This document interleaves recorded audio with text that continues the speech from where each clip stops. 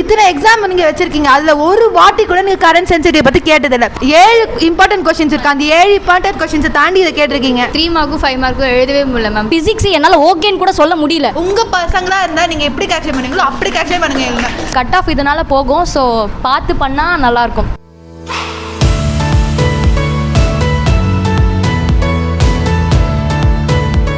இன்றைக்கி எங்களுக்கு economics exam நடந்தது. ரொம்பவே ஈஸியாக இருந்துச்சு. எல்லாமே புக் பேக் தான். கம்பல்சரி கொஷின்ஸ் கூட புக் பேக்லேருந்து தான் வந்துச்சு. 1 மார்க் 2 மார்க் 3 மார்க் 5 மார்க் எல்லாமே எழுதுகிற மாதிரி தான் கேட்டிருந்தாங்க. டியூஷனில் எங்களுக்கு நல்ல கோச்சிங் கொடுத்தனால எங்களுக்கு ரொம்ப ஈஸியாக இருந்துச்சு. இன்றைக்கி கொஷின் பேப்பர் செம்ம ஈஸியாக இருந்துச்சு. கம்பல்சரியில் உள்ளேருந்து கேட்கவே எல்லாமே வெளியே இருந்தால் கேட்டாங்க. அதுக்கப்புறம் வந்து டீட்டெயிலாம் 6 அட்டென்ட் பண்ணுற மாதிரி இருந்துச்சு. சம் மட்டும் எனக்கு தெரியல, இருந்துச்சு எல்லாமே அட்டென்ட் பண்ணாச்சு. கொஷின் பேப்பர் செம்ம ஈஸி தான். இன்றைக்கி எக்கனாமிக் எக்ஸாம் நல்லா எழுதணும். நாங்கள் 3 டேஸ் எங்களுக்கு லீவ் கொடுத்தாங்க. ஸோ 3 டேஸும் நல்லா யூஸ் பண்ணி ஈஸியாக தான் வந்துச்சு question papers. 1 words 2 marks 3 marks எல்லாம் அட்டன் பண்ணோம். எல்லாம் கம்பல்சரி கொஷின்ஸும் நாங்கள் படித்தது தான்.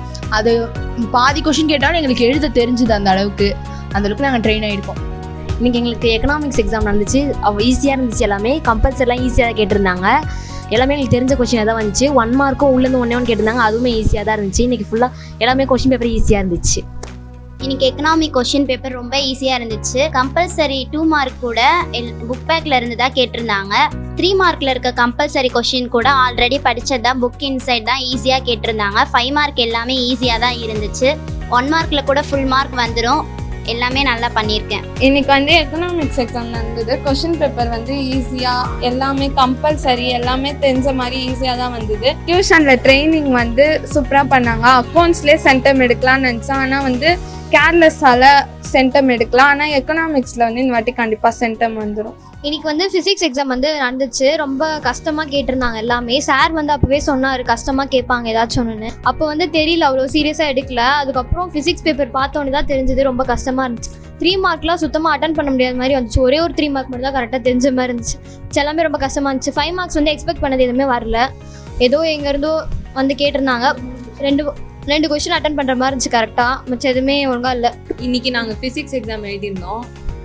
ஃபஸ்ட்டு பேப்பர் வாங்கின உடனே 1 மார்க்ஸ்லாம் பார்த்தேன். சரி ஏதோ நல்லா தெரிஞ்சது, அப்படியே எழுதிடலாம், மார்க் வாங்கிடலாம் அப்படிங்கிற ஒரு கான்ஃபிடென்ஸ் இருந்தது. 2 மார்க்கையும் பார்த்தேன், கான்ஃபிடென்ஸ் இருந்தது.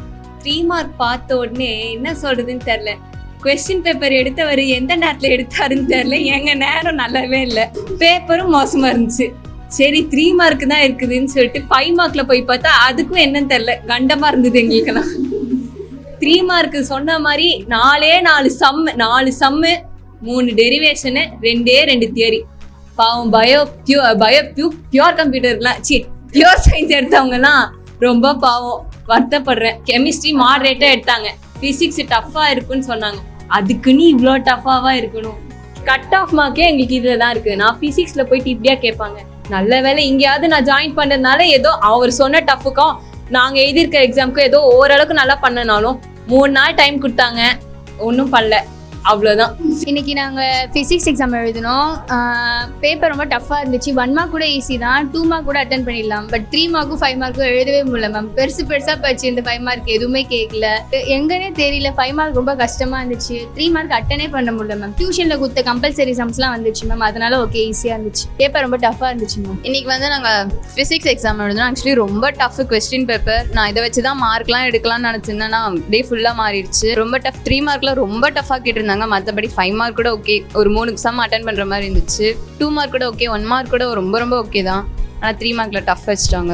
இன்றைக்கி ஃபிசிக்ஸ் எக்ஸாம் எழுதினோம். ரொம்ப டஃப்பாக இருந்தது பேப்பரு. 2 மார்க்ஸ் கூட ஓகே தான் அட்டன் பண்ண முடிஞ்சது. 3 மார்க்ஸில் அவங்க ஒரு 4 தியரி கேட்டிருக்கலாம். ஆனால் ஒரே தியரி கேட்டு ரொம்ப கஷ்டமாக்கிட்டாங்க. அப்புறம் 5 மார்க்ஸில் தேவையில்லாத கொஸ்டின் தான், அதை கேட்டு ரொம்ப இது பண்ணிட்டாங்க. அது 2 மார்க்ஸில் கேட்டிருந்தா கூட ஓகே. ஆனால் 5 மார்க்ஸில் கேட்டு மார்க் கொடுப்பாங்களான்னு தெரில நாங்கள் எழுதுனதுக்கு. ஆனால் கொஞ்சம் கிரேஸ் மார்க் போட்டால் நல்லாயிருக்கும். இன்னைக்கு ஃபிசிக்ஸ் எக்ஸாம் வந்து ரொம்ப மாடரேட்டாக தான் இருந்துச்சு. ஏதோ 1 வேர்டில் எதனா புக்கிங் சைடில் கேட்டிருந்தா கூட எதனா ஒரு ஆப்ஷன் போட்டு எழுதி விட்டுருக்கலாம். போய் 3 மார்க்கில் போய் கேட்டு வச்சுட்டாங்க. அதனால வந்து கொஞ்சம் டஃப்பாக தான் இருந்துச்சு. 5 மார்க் வந்து எல்லாத்தையும் பெருசாக படித்தா எல்லாத்தையும் சப்பையாக கேட்டு வச்சுருக்காங்க. எல்லாம் சைக்ளோட்ரோன், வேண்டிகிராஃப் அதெல்லாம் கஷ்டப்பட்டு 1 வருஷமாக படிச்சிருந்தோம். அதெல்லாம் ஒன்றுமே கேட்கல. ஏதோ டியூஷனில் கொடுத்த சம்ஸ்லாம் வந்து கம்பல்சரியில் வந்துச்சு. அதனால கொஞ்சம் தப்பிச்சுக்கிட்ட மாதிரி இருந்துச்சு. இந்த ஃபிசிக்ஸ் எக்ஸாமே கொஞ்சம் கட் ஆஃப் தான் முக்கியம். அதுலேயும் இங்கே டஃப்பாக கேட்டாங்க. எப்படியும் ஒரு 70 மேலே வந்தால் நல்லா இருக்கும்னு தோணும். கொஸ்டின் பேப்பர் டஃப்பாக தான் இருந்துச்சு. என்ன பண்ணுறது, இதில் 3 மார்க்ஸ் ரொம்ப டஃப்பாக இருந்தது மேம். 1 மார்க்கில் வந்து 13 வந்து புக் இன் சைட் வந்துச்சு, 2 தான் புக் பேக் வந்து 13 புக் பேக் வந்துச்சு, 2 தான் புக் இன் சைட் வந்துச்சு. அதை பார்த்தா ஓகே ஈஸியாக இருக்கும்னு நினச்சேன். ஆனால் பின்னாடி போக போக 5 மார்க்கு 3 மார்க்கும் ரொம்ப கஷ்டமாக இருந்துச்சு. காலேஜ் சேரும்போது வந்து இப்போ இன்ஜினியரிங் எடுக்கிற பசங்களுக்குலாம் கட் ஆஃப் மெயினாக ஃபிசிக்ஸும் மேக்ஸ் தான் பார்ப்பாங்க. ஆனால் ஃபிசிக்ஸில் இப்படி பண்ணனால அவங்களுக்கு ரொம்ப கஷ்டமாக இருக்கும். அதுதான் இன்னைக்கு நாங்கள் ஃபிசிக்ஸ் எக்ஸாம் எழுதினோம். ரொம்ப டஃப்பாக இருந்துச்சு. 1 மார்க்ஸ் கூட ஓகே தான், 2 மார்க்ஸ் ஓகே எழுதுற மாதிரி தான் இருந்துச்சு. ஆனால் 3 மார்க்ஸ் சுத்தமாக அட்டன் பண்ண முடியல. சம் வந்து அங்கே இருக்கிற சம் எல்லாமே டியூஷனில் கொடுத்த பேப்பர் தான். 5 மார்க் வந்து நாங்கள் எக்ஸ்பெக்ட் பண்ணது எதுவுமே கேட்கல. 3 கொஞ்சம் அட்டன் பண்ணுற மாதிரி இருந்துச்சு, 2 5 மார்க் சுத்தமாக அட்டன் பண்ண முடியல. ஓகே கொஞ்சம் ஆவரேஜாக மார்க் எடுக்க முடியும்னு நினைக்கிறேன். ஆனால் கட் ஆஃப் இதனால போகும். ஸோ பார்த்து பண்ணால் நல்லாயிருக்கும். இன்னைக்கு ஆக்சுவலாக எங்களுக்கு வந்து ஃபிசிக்ஸ் எக்ஸாம் வந்து நடந்துச்சு. ஆனால் லிட்டரலாக சொல்கிறேன், இதுக்கு முன்னாடி எழுதின எல்லா எக்ஸாமையுமே வந்து கம்பேர் பண்ணது போக இன்னைக்கு ஃபிசிக்ஸ் வந்து ரொம்ப மோசமாகவே வந்து எழுதியிருக்கோம். ரொம்ப கேவலமாக இருந்தது. கொஸ்டின் பேப்பர் வந்து ரொம்ப டஃப்பாக இருந்துச்சு. முக்கால்வாசி ஒரு 2-3 தான் தியரி, மற்ற எல்லாமே வந்து ஃபுல்லி ஈக்குவேஷன்ஸ், டெரிவேஷன்ஸ், சம்மு தான். எங்களோட அகாடமியில் கொடுத்த இம்பார்ட்டன்ஸ் போக தேவையே இல்லாத கொஸ்டின்ஸ் எல்லாம் என்னமோ வந்திருக்கு. ஆனால் மெயின் எக்ஸாமே வந்து பப்ளிக் தான். ஆனால் நான் வந்து அதுலேயே நான் வந்து அப்படியே ஆப்போசிட். கெமிஸ்ட்ரி ஓகே ஏதோ ஓகே அப்படின்ற அளவுக்கு பண்ணிருக்கேன். ஆனா பிசிக்ஸ் என்னால ஓகேன்னு கூட சொல்ல முடியல, அந்த அளவுக்கு வந்து இருந்தது எக்ஸாம். சோ அதுதான் ரொம்ப ஒரு வருத்தமான ஒரு விஷயமா இருந்தது. I feel so very bad. Question பேப்பரா இது மாடரேட்டா இருக்கலாம், தப்பு இல்லை. அதுக்கு டஃபா இருக்கணும்னா அர்த்தமே இல்லை. 2 மார்க் எடுங்க, 2 மார்க் கூட அட்டென்ட் பண்ற மாதிரி தான் இருக்கு. 3 மார்க்ல எத்தனை ஈக்குவேஷன் கேட்டிருக்காங்க? நீங்க 6 கொஸ்டின் கேட்குறீங்க அப்படின்னா அந்த 6 கொஸ்டினுமே நாங்கள் எழுதுற மாதிரி இருக்கணும். இதே மாதிரி பியூர் சயின்ஸ்ல மேக்ஸே இல்லாதவங்க அவங்களாம் என்ன பண்ணுவாங்க, மேக்ஸ் தெரிஞ்சவங்க ஃபார்முலா சப்ஜெக்ட் பண்ணுவாங்க, இதுக்கு ஆன்சர் இதுதான் தெரியும். பியூர் சயின்ஸ் இல்லாதவங்க ஃபார்முலா சப்போஸ் ஞாபகம் இல்லாதவங்க அவங்களாம் என்ன பண்ணுவாங்க, வேஸ்டா நாங்கள் எதுக்கு அப்போ தியரி அவ்வளோ தியரி நாங்கள் படிக்கணும், தேவையே இல்லாம இத்தனை எக்ஸாம் நீங்க வச்சிருக்கீங்க. அதுல ஒரு வாட்டி கூட நீங்க கரண்ட் சென்சிட்டிவ் பத்தி கேட்டது இல்ல. இவ்வளவு கொஸ்டின் இருக்கு. Galvanometer connected in parallel series இருக்கு, capacitor connected in series and parallel இருக்கு, செல்ஸ் அதுல நீங்க தேவையான கொஸ்டின் கூட cells connected in series and parallel இருக்கு. இவ்வளவு கொஸ்டின்ஸை விட்டுட்டு ஈக்குவேஷன் கேட்கறதுல அர்த்தமே இல்லாம ஒரு ஈக்குவேஷன், அதுல பீட்டா டிகே வர பீட்டா டிகே இம்பார்ட்டன்ட். அது இருக்கு, மிச்சம்லாம் எதுக்கு தேவையில்லாம சரி அதெல்லாம் கூட வேண்டாம்ப்பா. 5 மார்க் கேட்டிருக்கீங்க அர்த்தமே இல்லாம. 7 இம்பார்ட்டன்ட் கொஸ்டின்ஸ் இருக்கு, அந்த 7 இம்பார்ட்டன்ட் கொஸ்டின்ஸ் தாண்டி இதை கேட்டிருக்கீங்க. அது ஒரு விஷயம், அது தேவையில்லாதது. இதே உங்களுக்கு சொந்தக்காரங்களெல்லாம் எழுந்தா நீங்க கண்டிப்பா எழுதுவீங்களா? நான் சுத்தி வளைச்சு பேச விரும்பல, எதிர்க்கட்சிக்காரரை பார்த்து கேட்கிறேன்.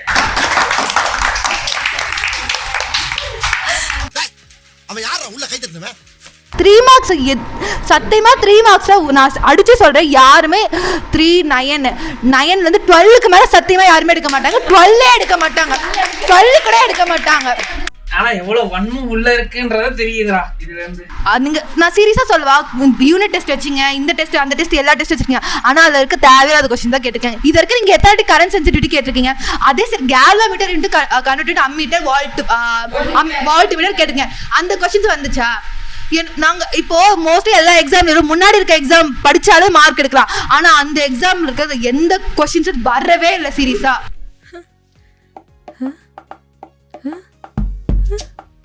என்னென்ன படிக்கிறதுலாம் கரெக்டாக வந்திருக்கு.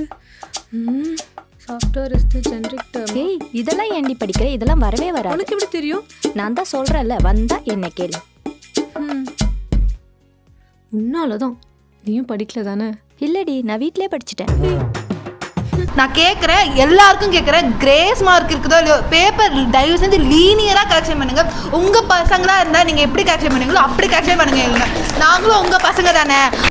சார் பைக் வாங்கிருக்கேன் சார். அப்படியே sir? Royal Enfield Thunderbird 350cc. பட்டும் ராசாலியே ராசாலியே 16 சார். வெறுக்கப்படுறாரு. ஆமா சார், போயிட்டு போறான்.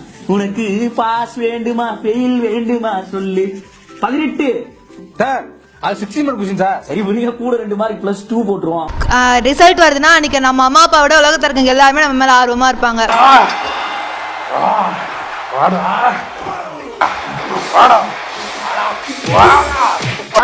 நான் வந்து என் பர்த்டே கூட ஃபோன் பண்ண மாட்டாங்க.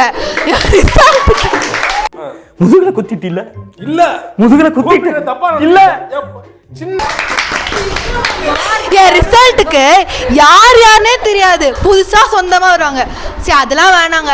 நான் என்ன சொல்றேன்னா ஃபிசிக்ஸ் எக்ஸாம், இந்த எக்ஸாம் தான் எங்களோட லைஃப், எங்களோட நெக்ஸ்ட் லெவலுக்கு கூட்டு போறது. இந்த பேசிக் இதுதான், எங்க பேஸே இதுதான். நான் சொல்றதுக்குலாம் இதுல எங்க பேப்பர் கரெக்ஷன் பண்றவங்க கொஞ்சம் லீனியரா கிரேஸ் மார்க் போட்டு அட்லீஸ்ட் நாங்க வந்து எங்களுக்கு இந்த குரூப், நான் கேட்ட குரூப் வந்து கையில கிடக்கணும். எங்க அம்மா அப்பாவோ இல்லைன்னா நாங்களோ போய் காலில் விழுற மாதிரி நிலைமையே வந்துடக்கூடாது. நான் கேட்குறேன், எல்லாருக்கும் கேட்குறேன், கிரேஸ் மார்க் இருக்குதோ இல்லையோ, பேப்பர் தயவு செஞ்சு லீனியரா கரெக்ஷன் பண்ணுங்க.